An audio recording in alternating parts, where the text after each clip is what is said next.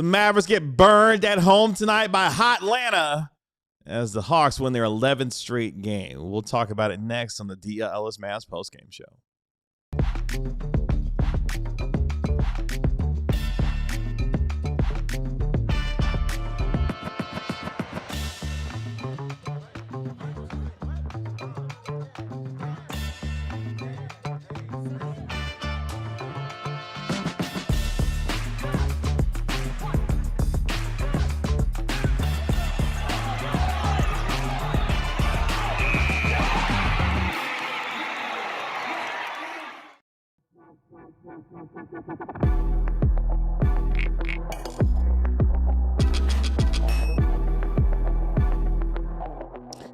What's up? It's the DLLS Mavs postgame show live in our downtown Dallas DLLS Sports Studios. Kevin Gray alongside our DLLS Mavs analyst Bobby Crullo. We are DLLS Mavs, your favorite guys covering your favorite team, especially when the Grizzlies beat the Nuggets. Yes! Tonight. Yes!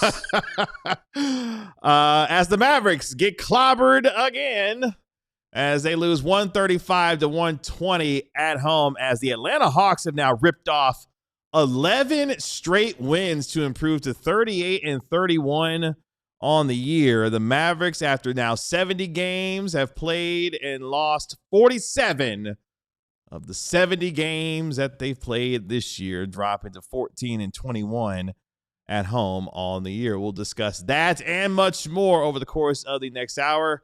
Our DLLS Mavs beat writer Ron Harrod Jr. will be joining us live from the AAC later on, as well as our national NBA insider Mark Stein as well. Where Cooper Flagg, frustrating night for the rookie, going 6-15 from the field. 17 points, was a -16 with 6 turnovers in tonight's game against an Atlanta Hawks team that was balanced and led by the attack of, yes, CJ McCollum, who led the Hawks with 24 points in this game, was a plus 24.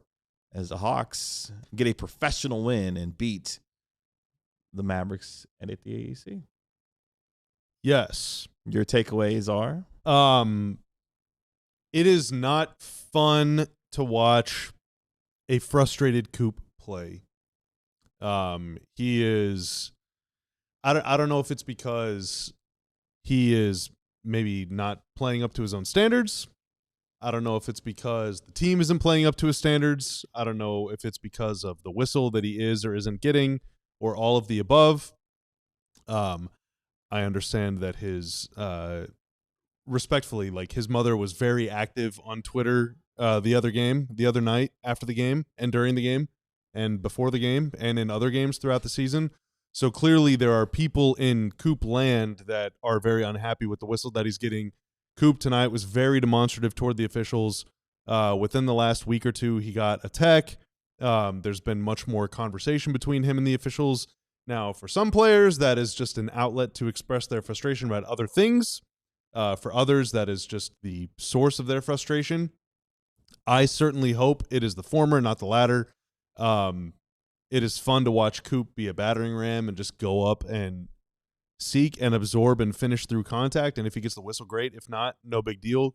He's going to get back down and play defense and probably block your shot, and he has had a penchant throughout his rookie season for turning frustration from maybe a no call or a botch play or whatever on offense into a spectacular defensive play or a spectacular offensive play the next time down the floor. He channels that anger. There's been less of that the last few games. Now, they've lost 21 out of 25 games. He has probably not lost 21 games in his life combined before this season. So I get it. But it's just not fun, man. It's not fun to watch. It's draining. It looks like he's not having fun. And I hope that whatever frustration, exists within him right now, whatever the root cause, whatever the manifestation of it, whatever, fades away with this season. And we go into next year with a clear mind and a clear heart. Yeah, let's hope so, because it's been getting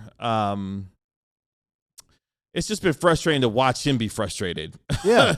At times not getting the calls that I'm sure that he believes he deserves with some of the physicality. I mean, let's face it, the second half of the year, teams have gotten a lot more physical with Cooper Flagg. They've got a lot more tape on him. They have figured out, let's try to get him uncomfortable, try to get him out of his spots, but also that wears on him physically and mentally as well, because obviously at the beginning of the year was at the point guard spot. He recently talked to Malika Andrews talking about that's the most tired he's ever been, and he's learned how physically taxing it is to run an offense, to get everyone organized, to get everyone in the right spot, makes plays for himself and for his teammates. Obviously, the Mavericks have taken him off the ball at times this year as well.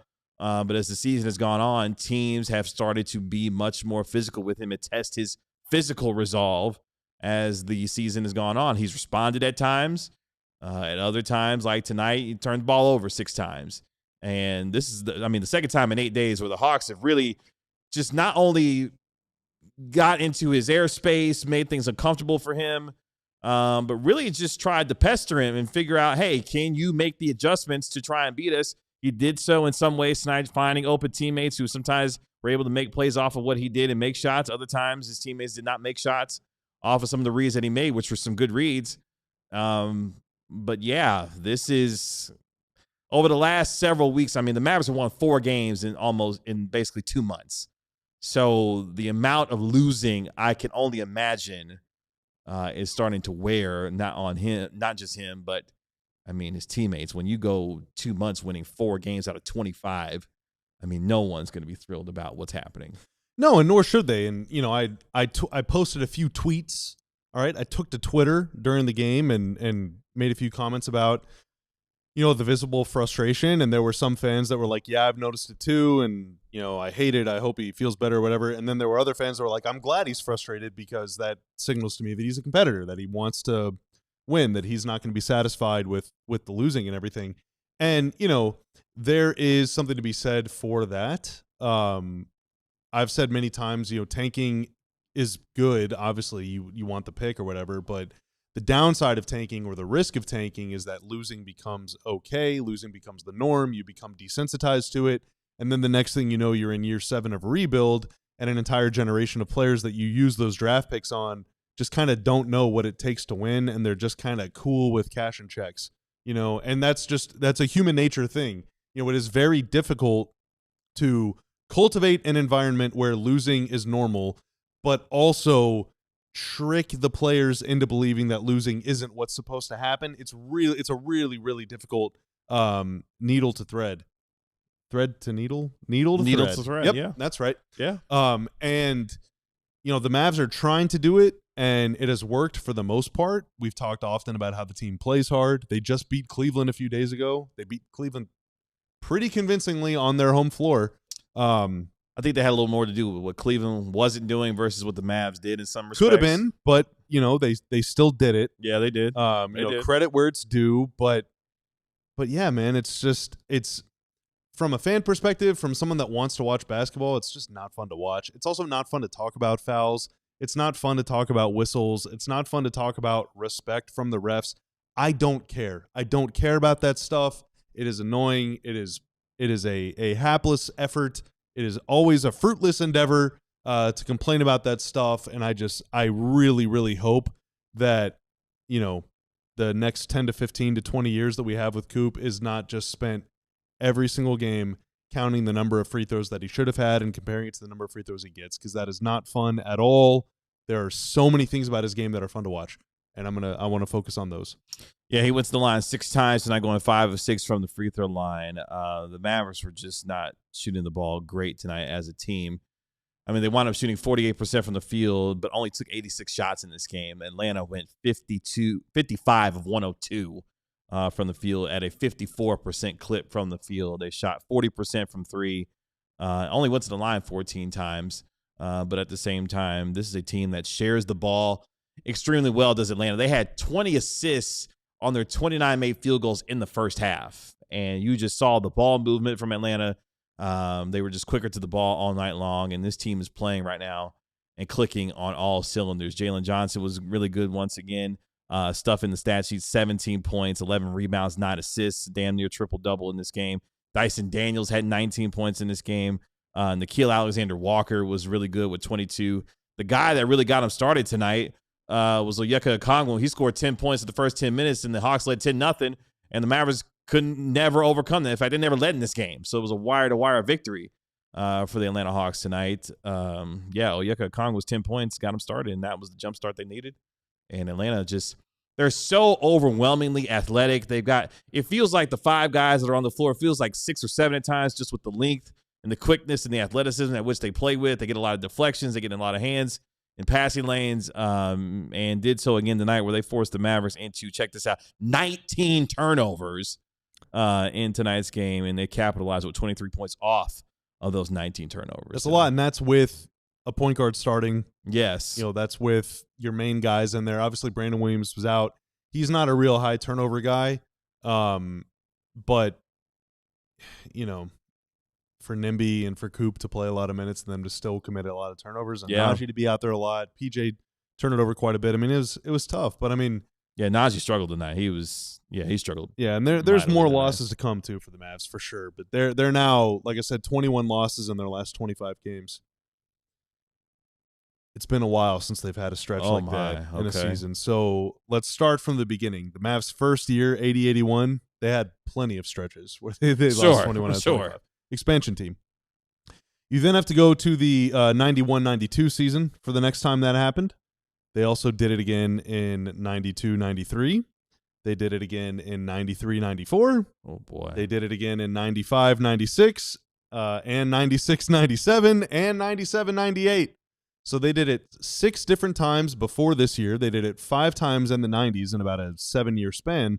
But that's it. That's almost 30 years since they lost 21 out of 25 games, and we experienced a 24-win season by the Mavs in 2017-18, bookended by 2 33-win campaigns, and there was no stretch during any of those seasons where that was the case. So this is a very prolonged, borderline unprecedented. I'm sure there's plenty of people in chat, plenty of people that are going to listen to this podcast tomorrow or at some point in the future that were not alive the last time the Mavs lost 21 out of 25.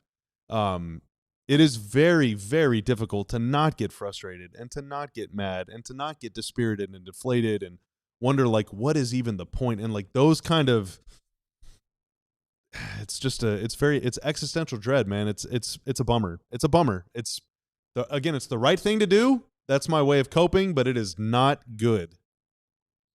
Yeah. It's the right thing to do, but it's not the good thing to do. Yeah, like I said, I mean, this is what the system calls for. The system calls for your ability to lose and lose a lot. You have a high chance and high probability of getting a good draft pick. This is how the sausage gets made, and it sucks right now. I hate watching all of this. Winning 4 games in 2 months. Yeah, man, no respectable franchise wants to sign up for that kind of futility. But this season has been lost in a number of ways, has been transformational in a number of ways. Number one being the fact that you believe you have a franchise guy in Cooper Flagg who's going to drive the keys of this car for the next 15 years and hopefully put you in a position where you're not having to discuss having losing seasons like this for years to come. The question will be for this organization, how will they be able to build around Cooper Flagg, and how quickly will they be able to do it with the assets that they do have and the ones that they can acquire when they get ready to, have this year's draft, whether not have just 1, but 2 first-round picks to be able to make some things shake. So, yeah, man, it's going to be a very difficult watch over the final now 12 games of the regular season, as that's where we are now, 12 games left in this season. Hopefully some guys will be able to put some good tape out there, but more importantly, get through the rest of this season healthy and get ready to look forward to the 26-27 year where you can hopefully start to put yourself in a position to be much more competitive. I think one of the conversations that we'll have plenty as the rest of the season, offseason gets into is, how will this team utilize, whether it's free agency, trades, and how smart they will be. But most importantly, they got to find a GM. They still have not hired one of those yet, and how quickly they are able to get this front office in position to make the decisions for the vision of the future of the Mavericks, because that will be the number one thing that happens this offseason. Who gets installed and what kind of vision will he have for this team centered around its budding franchise star and Cooper Flagg. So there's a lot of questions that still have to be answered for this team.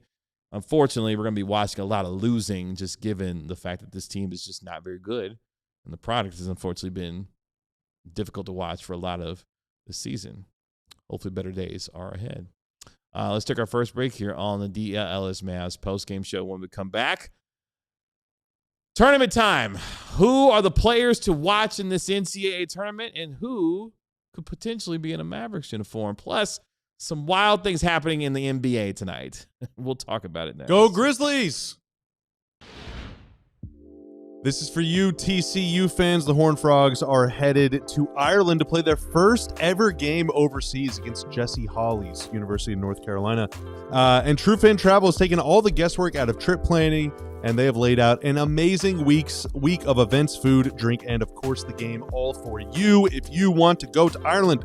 What is included, you might ask? Well, guaranteed game tickets, an all-inclusive tailgate with unlimited food, drinks, live entertainment near the stadium, a welcome party, how about a pep rally with food, drinks, and live entertainment, private group tours, including of the Jameson Distillery and the Guinness Brewery, game day transportation to and from the stadium, dedicated True Fan trip hosts on the ground handling everything for you, and even some golf if you're down to play some golf. So with there are flexible payment plans available for you. Head over to truefantravel.com to lock in your spot again, and to set up a payment plan, go to truefantravel.com to lock in your spot and to get more information today.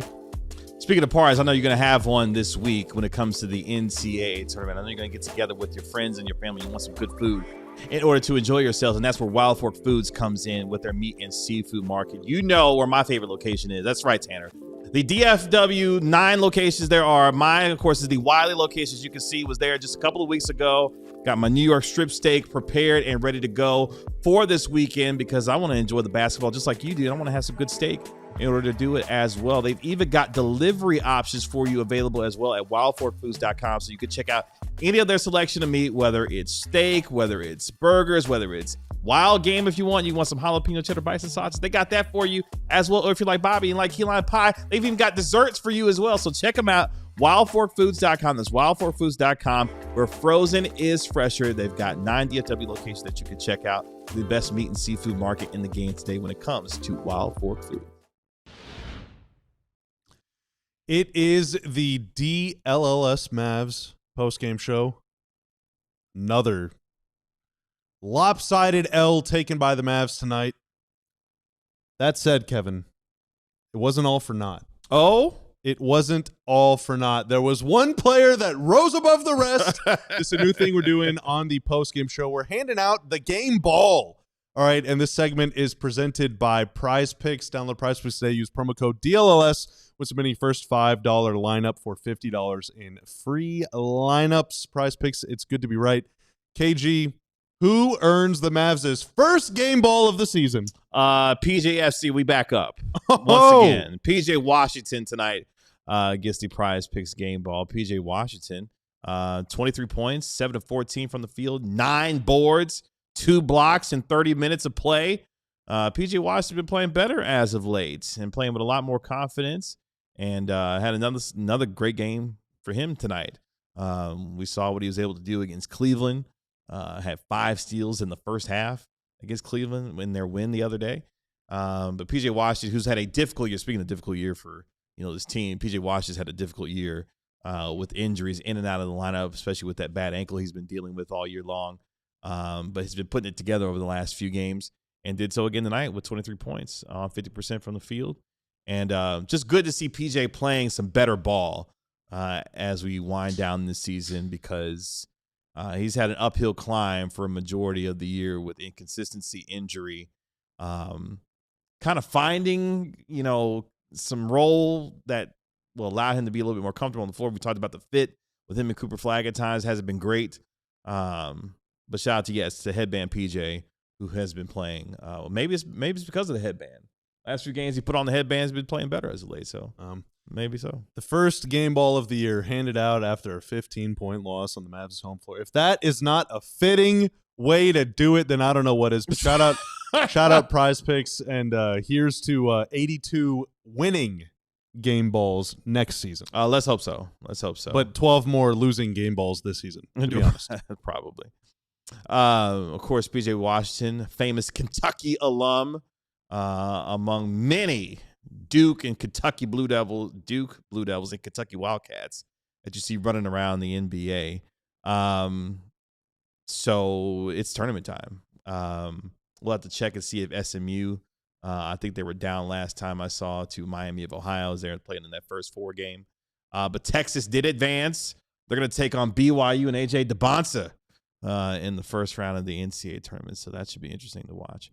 But yeah, we'll get to some of the other stuff that happened in the NBA tonight, including the Memphis Grizzlies with the surprise win of the year as they handled business at home over the Denver Nuggets and hand them probably their worst loss of the season.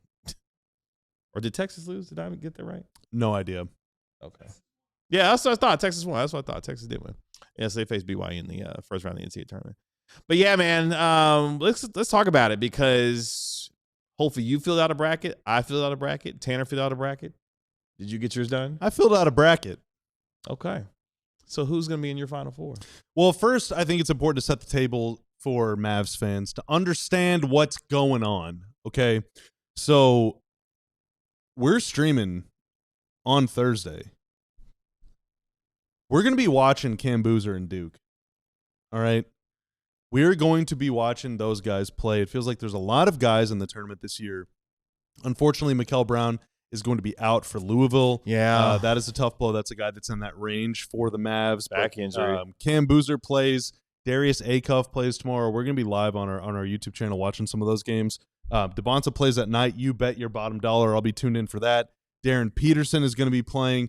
There's a chance that Duke and Kansas could play in the round of 16. That would be fantastic. Okay, 2 blue bloods going at it, and obviously 2 guys that could be going at the very top of the draft. And so a lot of these players over the next couple weeks, Mavs fans can flip on their TV and just watch these guys play. And maybe for some that will be a first glimpse at what these guys can do. Maybe for others that will be either a pass-fail on their preconceived notions. Maybe for some other people it won't mean anything. It's just another game, and how you perform in the tournament doesn't affect your opinion at all. But regardless, we're going to be pretty locked in over the next couple weeks, and I know that that a lot of Mavs fans will be as well. But my Final Four, let's just skip ahead to the Final Four. Yeah. I got Duke. Okay. I got Houston, so they'll be playing on the one side of the bracket. And then I got Arizona and, of course, Michigan on the other side. Feels like Michigan has the easiest path, despite not being the number 1 overall seed.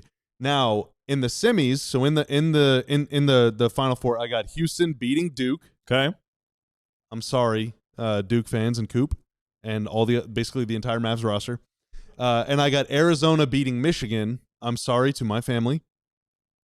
And then in the title game, I have Houston avenging its own loss last season and taking down Arizona to win the national championship. Oh, wow. My Final Four, I've got Duke, Houston, Arizona, and Michigan. Oh, same Final Four. Same Final Four. Don't tell me you have the same picks, though. I got Duke and Arizona in the national title game. Okay. Arizona's the best team in the country. I'm picking them to win the national championship. Arizona to win? Yeah, I'm picking Arizona to win the national championship. So we both got Zona going all the way, but I have Houston beating them. Yes, you do have Houston beating them in the Final Four. I mean, Houston. I mean, Kingston Flynn has got to be all world for them, man. Of course, the superstar freshman guard for Kelvin Sampson in that group. One of the best defensive teams in the country. Really been one of the best teams over the past 5 seasons in college basketball. Have the Houston Cougars been, and of course Duke with Cam Boozer, who. I've said it before, I'll say it again. He feels like of the top 4 when you're talking about Darren Peterson and A.J. DeBonsa and Caleb Wilson out of North Carolina, who unfortunately we won't see in this tournament due to his broken thumb that he has. Cam Boozer feels like the safest of the 4. Like, you know exactly what you're going to get with him, while folks may be a little, down on his athleticism. I mean, the guy can shoot for his size.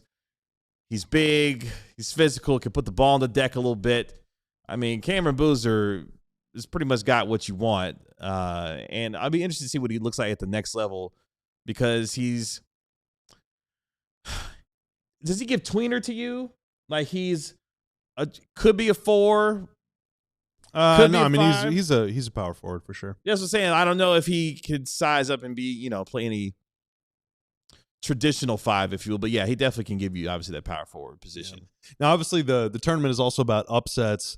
It's tough. Like, okay, no one can really like credibly predict like a 13, 14, 15, or 16 to win, right? Let's see who I got. But I do have, just by virtue of my family being Michigan fans, 12 seed High Point taking down 5 seed Wisconsin. And then with Brown out for Louisville, I just was like, whatever.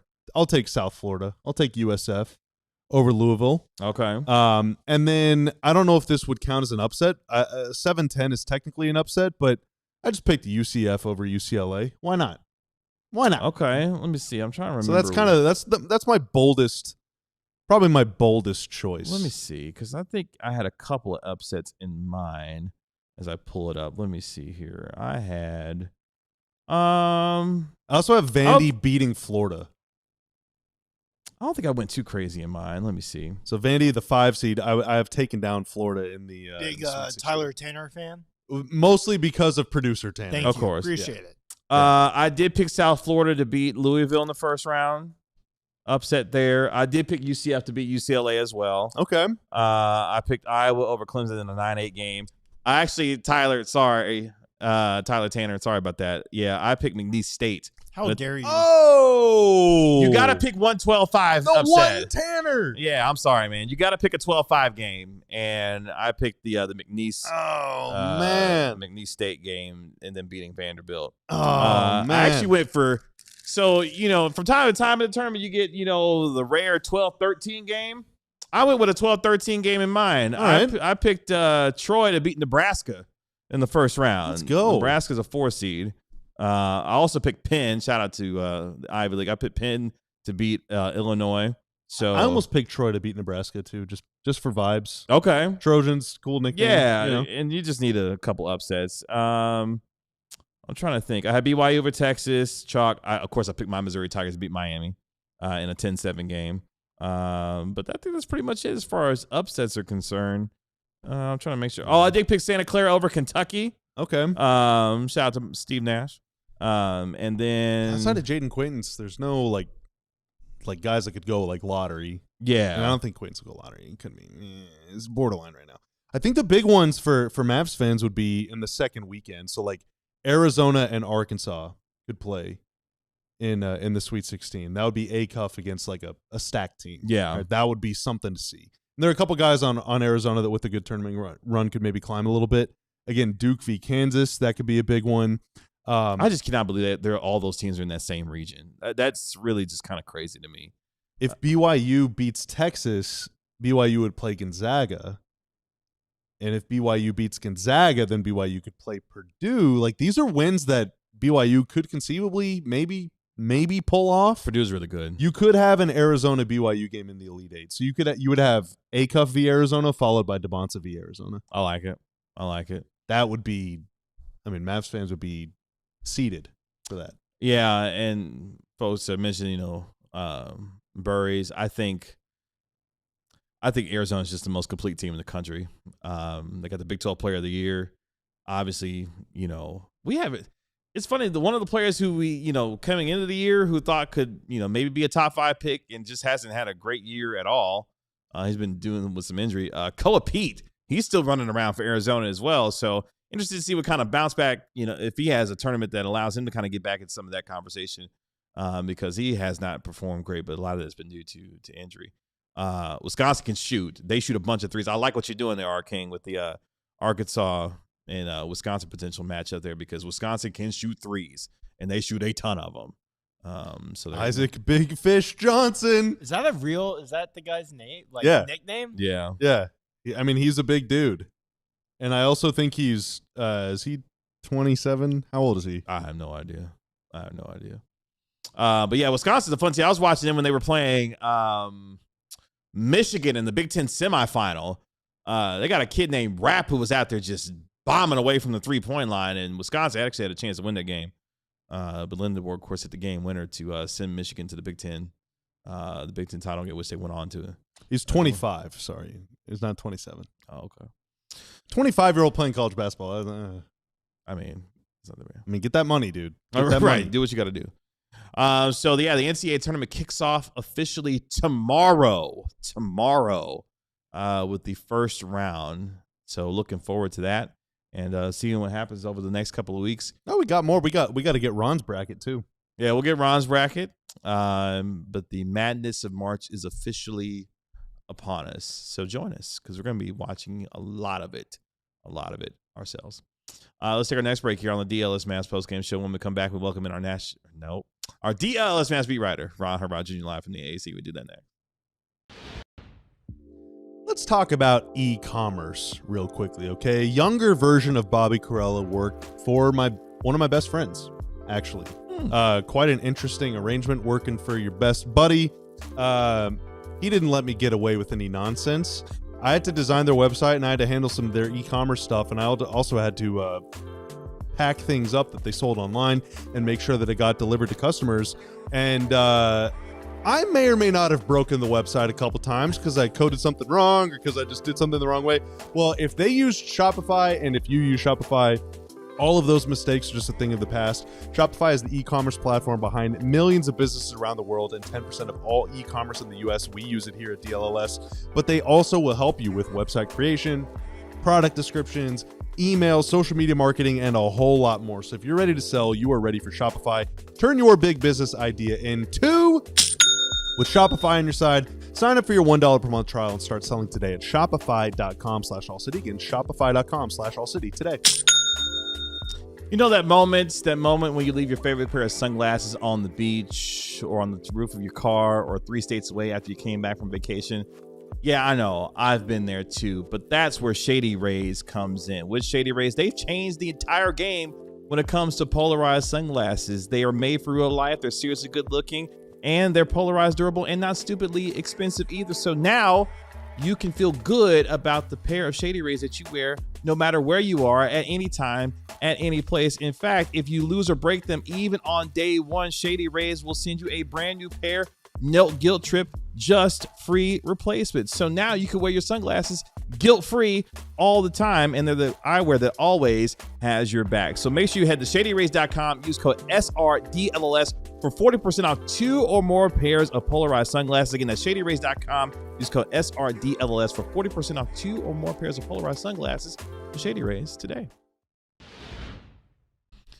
Welcome back to the DLLS Mavs postgame show as the Mavericks get clobbered again, 135-120. The loss tonight, a 15-point loss at the AAC tonight as the Mavericks have now lost 21 of their last 25 games. But I can tell you with surety, we are not going through it nearly as badly as what DNVR is going through right now. DNVR chat is in subscriber-only mode right now. Oh, no. Never a good sign. Oh, all right? Jeez, man. Never a good sign. We've had some interesting, I would say not even interesting, that's actually like doing it a disservice. We've had some bad moments in our chat. Never had to go to sub-only. Oh, man. Yeah, our brother is insistent. I want to leave a comment say, like, I love y'all, but, like, thanks. I don't think they'd like that very much. I like my job. You should do a super chat in there and leave them a comment. Yeah, man. Memphis beat the Denver Nuggets tonight in probably the worst loss of the season by an NBA team. There's a couple of contenders out there, but the Denver Nuggets losing to the hospital Grizzlies is kind of crazy. But it does help the Mavs.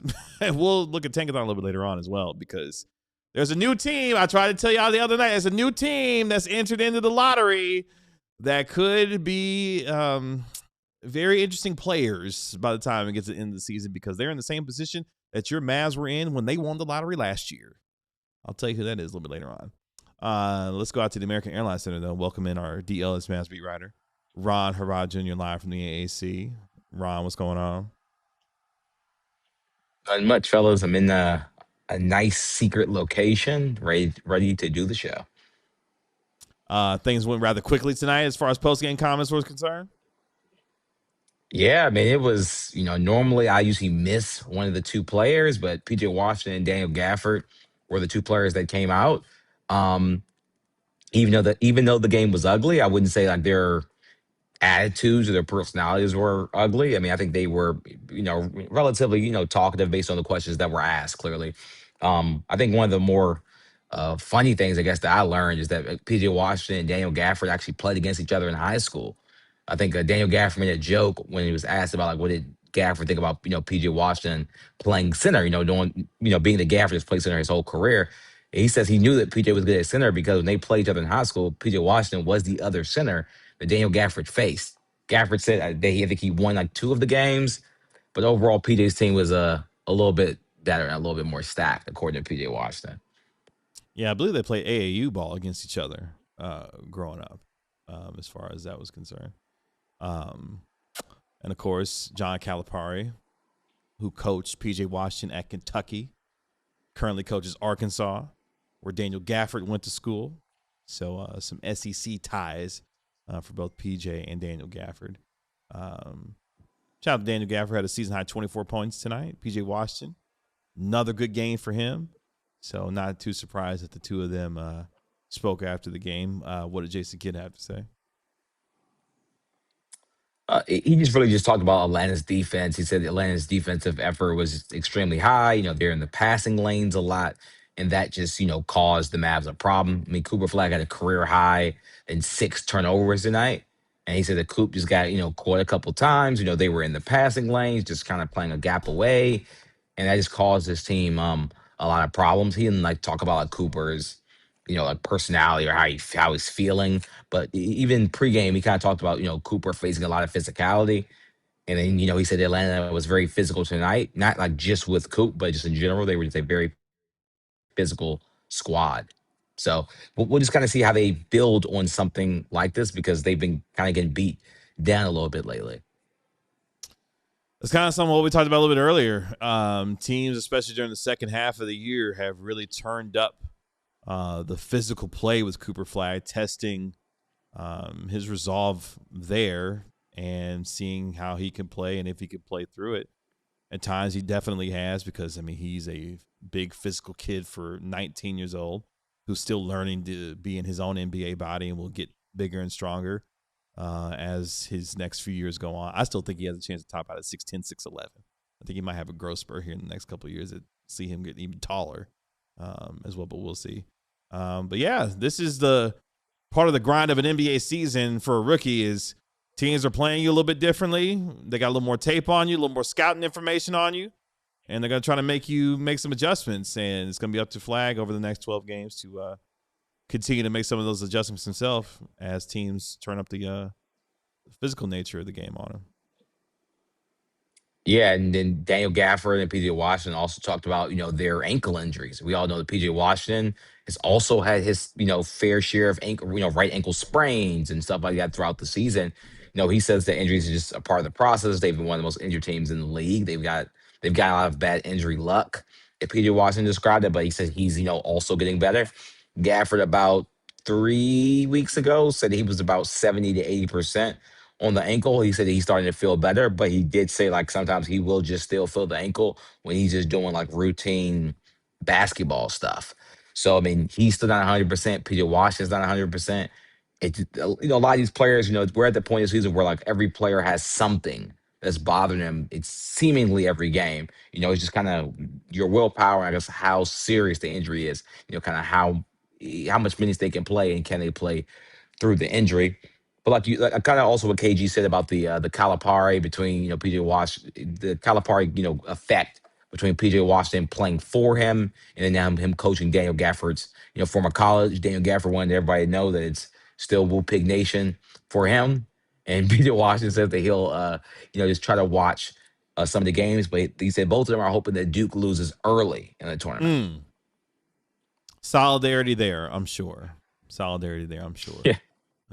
Among all the Duke Blue Devils that run around in the Dallas Mavericks uniform between Kyrie, Lively, Coop, a lot of Dukies running around here in Dallas that I'm sure will be cheering on Cameron Boozer and Duke this year.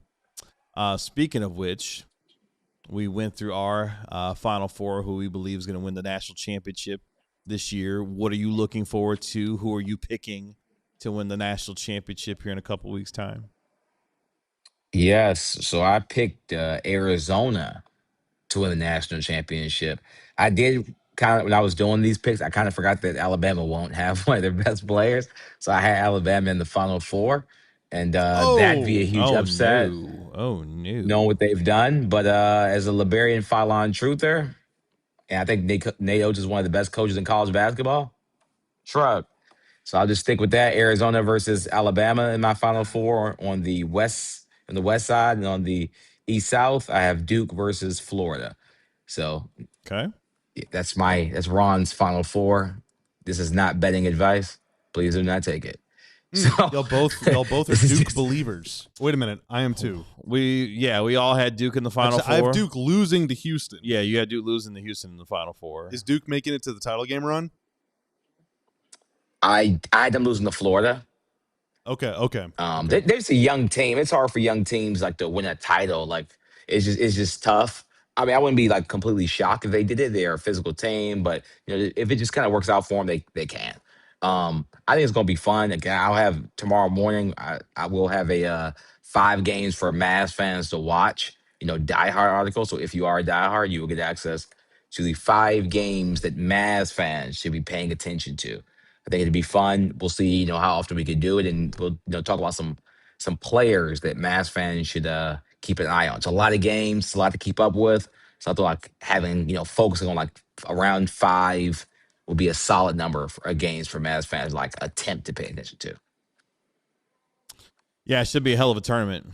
Some really, really good teams. Our King, actually, I don't mind that pick. St. John's was really good this year, won the Big East, and won the Big East tournament as well. They might have got a little underseeded, but hey, we'll see. But St. John's is really good. Rick Pitino's got this squad playing pretty well. So it's always an interesting time of the year. I'm not going to offer my particular NCAA tournament take because I don't need the grief tonight, but I may offer that tomorrow when it comes to how I feel about how y'all feel and how I feel about which teams we should and want to watch by the time we get deeper into the tournament. Yeah, I'll offer that tomorrow. See how many people I can get upset with that one. Speaking of upset, DNVR. They took a loss tonight as the Memphis Grizzlies, the Hospital Grizzlies, beat the Denver Nuggets tonight. By the way, this was a makeup game from January 25th. That was supposed. Remember that week when the Mavericks were supposed to play the Bucks. Wow. The Grizzlies were supposed to play the Nuggets that same week as well, and weather was wreaking havoc across the Midwest. And that game had to be rescheduled to tonight. And the Memphis Grizzlies find a way to beat Nikola Jokic and the Denver Nuggets. And yikes. You just never know in this league, man. And, of course, that win helps the Dallas Mavericks, who are now a full game clear of the Memphis Grizzlies as the Mavericks sit in 6th as far as the Tankathon is concerned. New Orleans, they also won tonight as well. They beat Kawhi Leonard and the Los Angeles Clippers. So they are in 7th, and Memphis is hot on the trail of the New Orleans Pelicans right now. So there's that. I'm surprised that Bobby Carella is in there shedding a tear. I'm kind of shocked that he did. He's very melancholy right now. Yeah, I'm a little worried that the Grizzlies win tonight will curry them favor with the basketball gods. That was a very ethical win. Yeah. Granted, the Mavs did just go to Cleveland and beat the Cavs, so I'm hoping that it kind of offsets a little bit. What Memphis is doing is very egregious. Do not get me. They're shutting guys down. All right, they're shutting down third stringers. Basketball Scottie gods. Pippen If you Jr. hear has me, been shut down. punish them. Do not reward them. Smite them. Smite them. They offered up a great sacrifice in the form of the Nuggets tonight, though, to curry some favor, as you said. Because yikes, man, that's a just to keep it all the way 100. That's a horrendous loss for the Denver Nuggets, who are in a dogfight with the Timberwolves, the Lakers, and the Rockets for spots 3 through 6 right now in the West. That is a devastating loss for them as they try to figure things out because, yeah, they can't afford to take losses down the stretch with how tight things are. I think I picked Denver and Cleveland was my mid-season. No, it was my preseason finals picks, and that is just aged horrendously. I mean, both of those, look at the Mavs beat Cleveland and Memphis beat Denver. Like, I should have just took OKC, and I just went too cute, as the people would say. Same. Otherwise, all the other tanky teams probably got their ass whooped tonight. At one point, the halftime score in Brooklyn between the Thunder and the Nets, the Thunder were leading at halftime 60-24 over the Brooklyn Nets. And, of course, they wound up winning 121-92. The Boston Celtics whooped the Golden State Warriors tonight 120-99. Portland beat Indiana 127-119. Chicago got destroyed by the Toronto Raptors by 30, 139-109. Minnesota destroyed Utah 147-111 without Anthony Edwards, who's going to be reevaluated. We don't know he's going to be reevaluated in 1 to 2 weeks. The team announced. So things get a little scary for Minnesota as well. It's getting a little rough in the great upper north as well. So, yeah, man, the season is taking its toll on some of these teams. Yes, R. King, you told me that the Pelicans would beat the Clippers, and they did it with Kawhi Leonard in there as well. So there you go. Ron, we appreciate the time. Daytime show tomorrow, buddy. 12 p.m. right here. Let's get some rest, fellas. Let's. We will do so. We'll talk to you tomorrow. That is our Ron. That's our DLLS Mavs beat writer, Ron Harrod Jr. live from the AAC.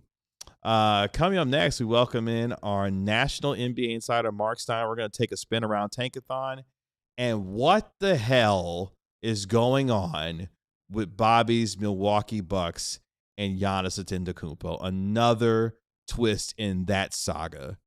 We'll get into all that and more next. Hey, but first, I'm pretty sure we're still running the free agency frenzy and or the spring training. Which one you got, Tanner? Well, you got that one. You scan that QR code there or free click the agency link. frenzy. Oh, okay. It's free agency frenzy, I'm told. Go to our website, alldlls.com. Scan that QR code or click the link in the description below to go to our website. That is alldlls.com. Sign up to become a diehard. $36 for a year of coverage. You also get a free shirt right when you sign up. Boom. Boom.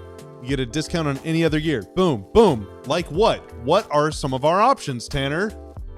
Well, we just got some new Stars gear. The Stars and the Avs are tied midway through the third period right now. Let's go. Okay. We also got Pledge Allegiance to the Flag. Yes. We rolled that out the other day. Shout out Najee Marshall and, of course, its namesake, Koopa Loop. And we got plenty more. Wow. You also get to read the entire website, all of our good written, premium good written content from Ron Harrod, Clarence Hill, Sam Nessler, Sean Shapiro, and, of course, Jeff Wilson, who is out in Arizona yet again with those Texas Rangers who are getting started a week from sometime this week. Next week. That's right. Week 10 days from now or something, or 8 days. I don't know. A week from tomorrow. Close. It's close. Yeah, it's right around it'll be here before you know it. All right, you got to log onto the site to find out when they play. So sign up today to become a diehard. Appreciate you, and on with the show. You have to be a diehard. Yep, only diehards know the Rangers schedule. It was tough watching that final last night in the World Baseball Classic. Team USA losing to Team Venezuela. I was playing Magic the Gathering last night. I did not watch the game. You missed a good one, man. Bryce Harper tied it in the 8th with a 2-run home run. And then Suarez gained the lead after that. And you missed some good Magic games. Sorry, I missed out. Dude, I'm this close to winning.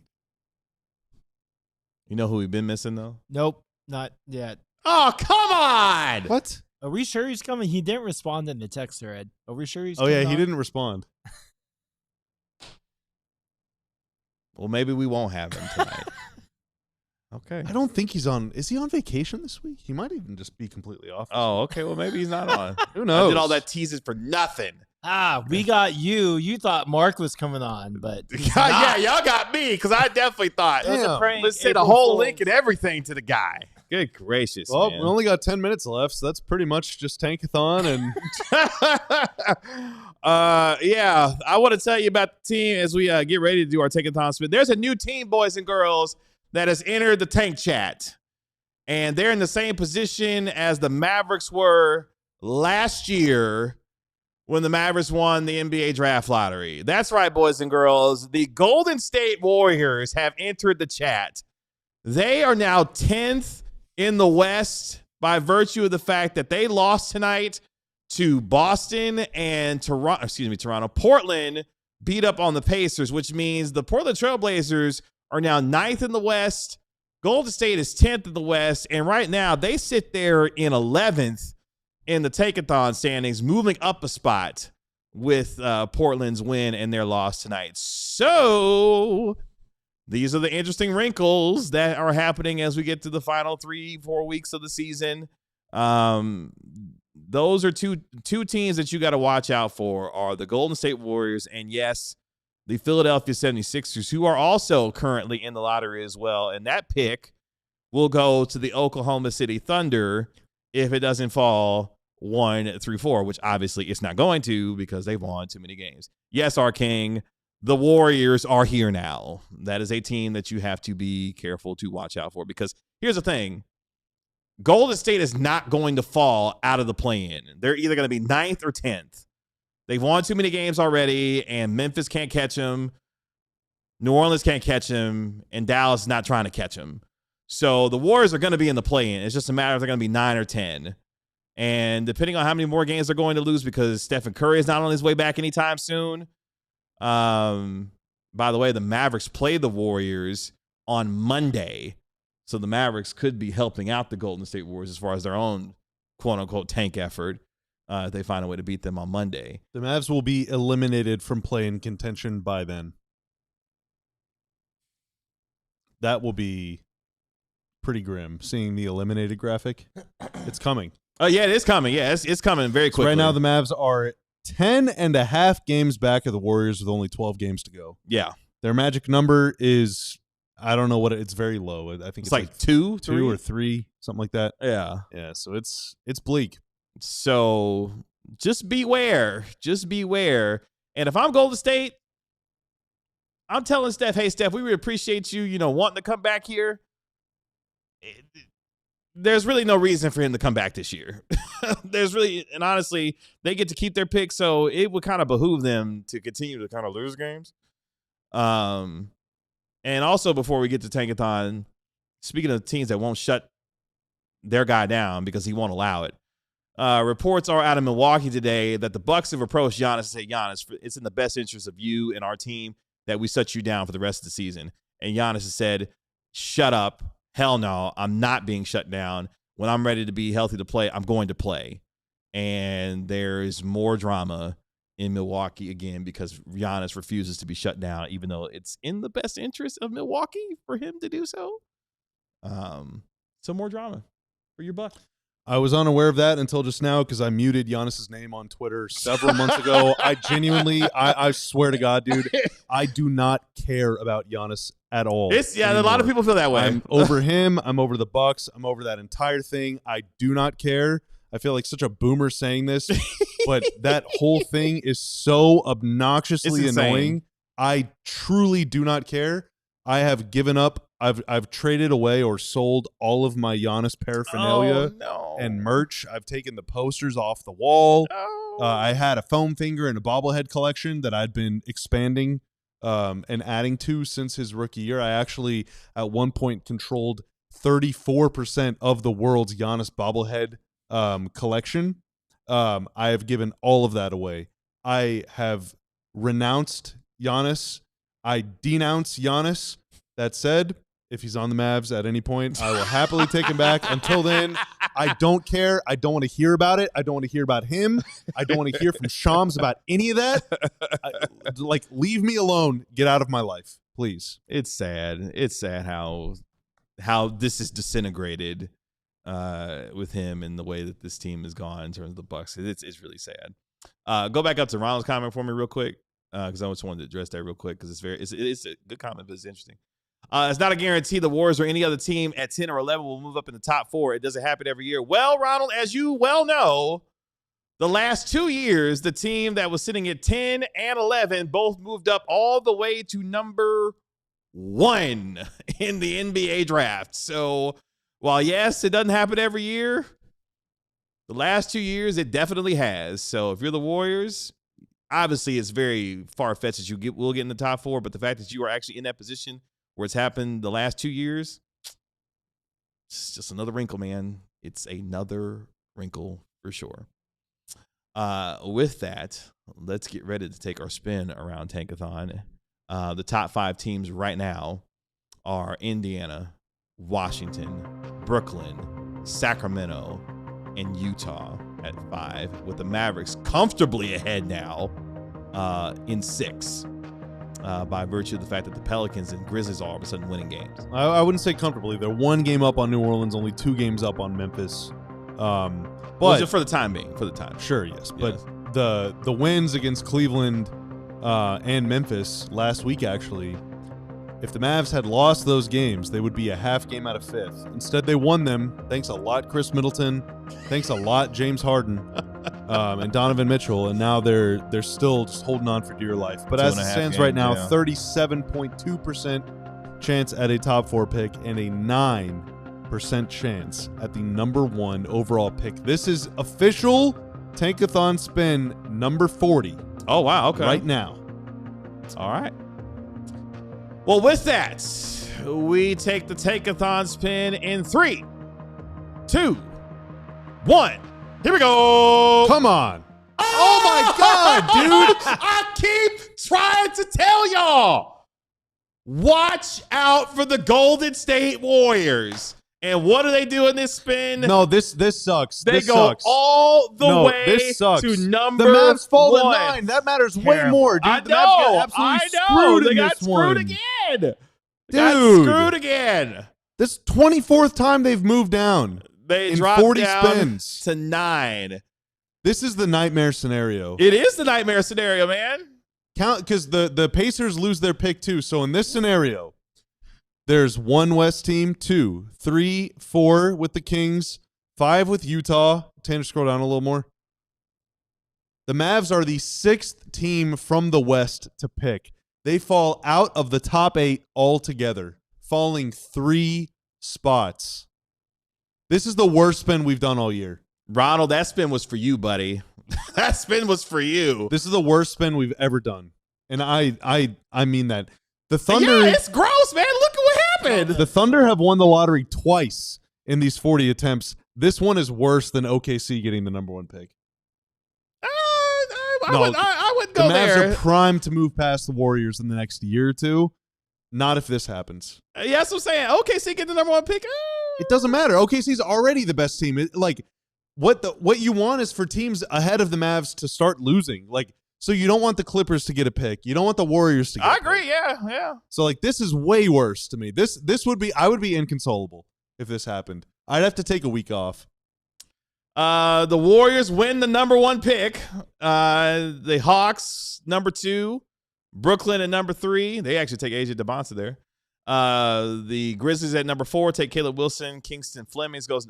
The Pacers lose out in this one because that pick goes to the Clippers. And then the Wizards coming at 6. Darius Acuff goes 7 to Sacramento. Mikael Brown goes 8 to the Utah Jazz, and Nate Ament goes number 9 to the Dallas Mavericks. LeBron Philon goes number 10 to Chicago.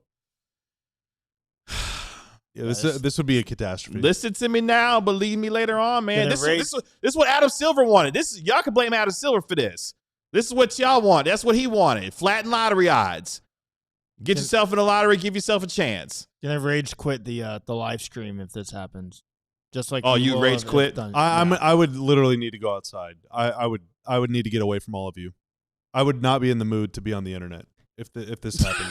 We would find. I'm dead serious. I would need 5 minutes. I'd need to go smoke a cigarette or something. We'd find him at the pub. I would need to go to the gas station to buy a cigarette. We're not spinning again. We only spin once. We only spin once. I haven't smoked a cigarette in like 3 years. You know what? First of all, let me preface by saying 5 or 10. Let me preface by saying this. I'm not happy the way that this particular spin went. The Mavericks dropping to 9. Yikes. But also this serves as a learning lesson of what could happen on draft night. It's happened the last 2 years. Number 10, number 11, went all the way to 1. This is what could happen. So you can't say that KG didn't warn you. You can't say that he didn't warn you, because there you go. I don't want to, Ryan. I don't want to smoke a cig. I don't want to. I don't want to be sad. I don't want to be mad. I don't want to be existentially just a danger to myself and to others. All right, but if this happens, you want to be even more sad? No, I don't. Well, I'm already I'm getting preemptively sad about a hypothetical scenario. Well, here's one that's already happened. Luka went ham in the fourth quarter and led the Lakers to a comeback win over the Rockets.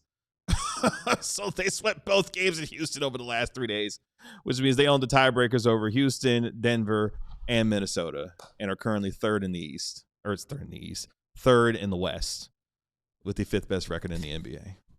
Andrew, we already spun it. We're not spinning again. We're not spinning again. Only one spin a day. That's been our policy.